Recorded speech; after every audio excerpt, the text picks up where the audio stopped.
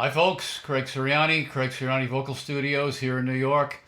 Don't shut the video off. This is not a heavy metal video, it's an opera video. I'm just rocking the heavy metal shirt today because it's hotter than hell outside. Alright, so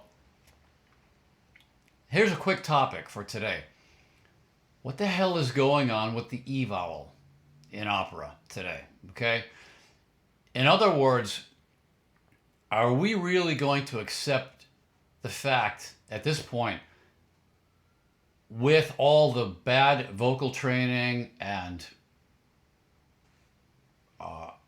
underqualified teachers, that now we're suddenly just going to start abandoning vowels because we can't make them work? I'm not buying it, folks. I mean, listen, you tenors, you know exactly what I'm talking about. I'm not buying it. That's no more of an excuse than giving somebody money who's never been on stage before, trying to teach you what you need to know when you're on stage and when you're singing opera. My students send me these recordings all the time. I hear these guys are singing Tosca. You hear Laudate Monte Mia, and then what do you hear right after that? Every single time I hear, how about this? The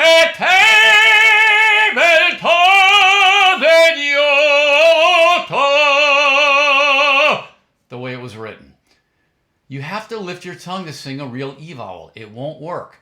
Every one of you guys who calls me says, listen, I can't sing past an F, F sharp. It kills my throat. I start cracking. Yeah, try taking the smiley E that they taught you in school.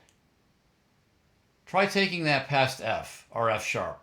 It simply won't work, and you guys already know this. So that's why you're bypassing the vowel in favor of what you think is a more open one. But it's not correct. There are a million arias out there that require a real A or E vowel. You have to lift the tongue. Now let me demonstrate. This is a refresher from a video I made earlier, but take a look. This is all I'm doing. Here's a real close-up.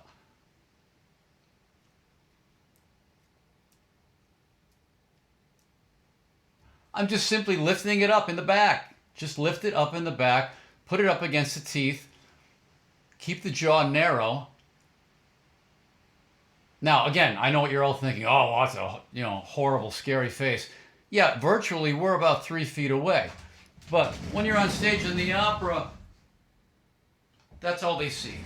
Okay, they're not gonna see that big, scary, open jaw the way you do on these videos. Why do you think I can still pull stuff out like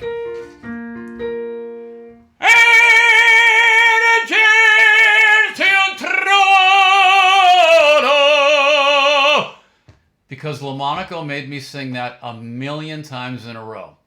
Not in a row, I mean a million times over the course of our training. And why? Because he understood how to work high notes. You work an aria backwards, guys, okay? If you're one of those tenors that keeps singing the aria from the, I'm going to practice this aria, start it from the beginning, sing it all the way through, compromised, too soft, undersung, hoping that one day you're going to get strong enough that the high note's going to be there. I'm sorry, it's not. It doesn't work that way.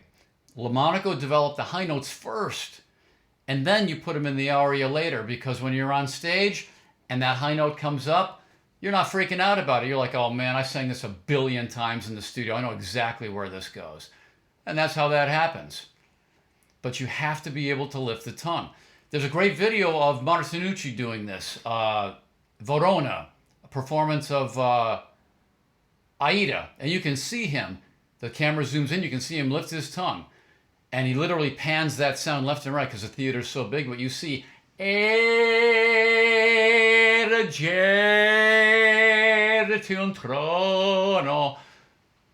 it is. Okay, go back to the old singers. I'm pleading with you guys all the time. Go back to the guys who laid down the foundation of what opera was supposed to sound like. We have all this already. We got it all. All you've got to do is go back and listen, and you'll hear real E and A vowels. Caruso had one of the best E vowels I think I've ever heard in my life. You're out there singing Fanciulla.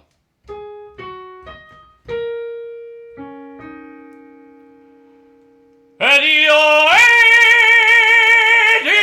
non tornerò. Now, let me show you something else. This will give you something else to think about. E and E are basically in the same place. Okay, my tongue moves maybe a millimeter between E and A. Watch this. I'll do this on F. So it's not too high, but it's not too low. It's kind of right in the middle. I'll go from E to A. Watch. E,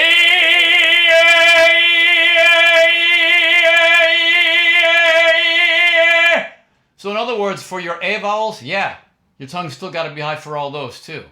Mano, let's go. Guardate!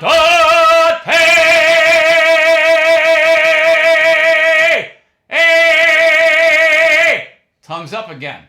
It's not covered. It's an open sound, but the tongue is high. Okay? That's how you have to sing these notes, guys. Now, I don't care if you use my technique or anybody's technique that still teaches high tongue for E and retracted tongue for A and O. You've seen these videos before. This stuff works, okay? It worked for me for about 25 years on stage. I sing probably more now, teaching all day long. Because here's the other thing, you know, again, you can't read books. You can read Stanley's book all day long.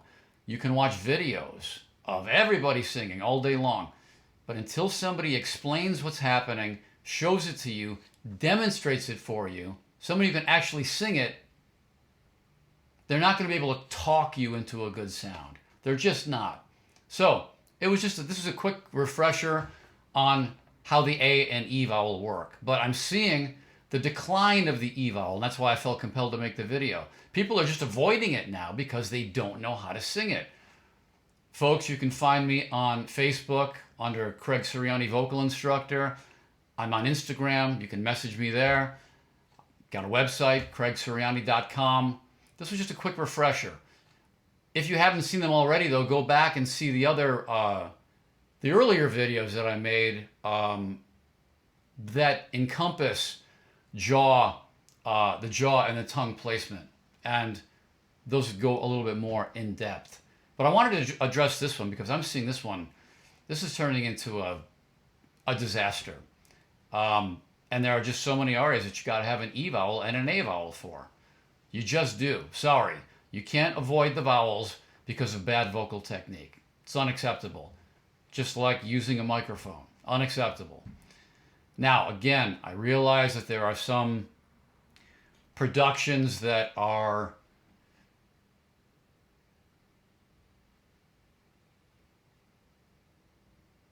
more up-to-date productions where you know they're not, you know, the old school productions. They want a different sound.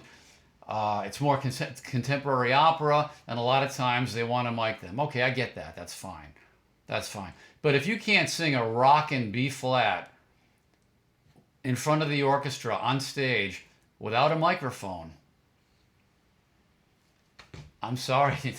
I'm sorry, guys. In my day, they would have called me, well, I'm not going to say it on YouTube because I don't want YouTube to shut me down. But it wouldn't have been acceptable. So get a hold of somebody who teaches this technique still, because we're losing it rapidly. High tongue for E, retracted tongue for A, O, and Oo. Craig Sirianni again. Just a quick refresher course. I'll see you guys soon.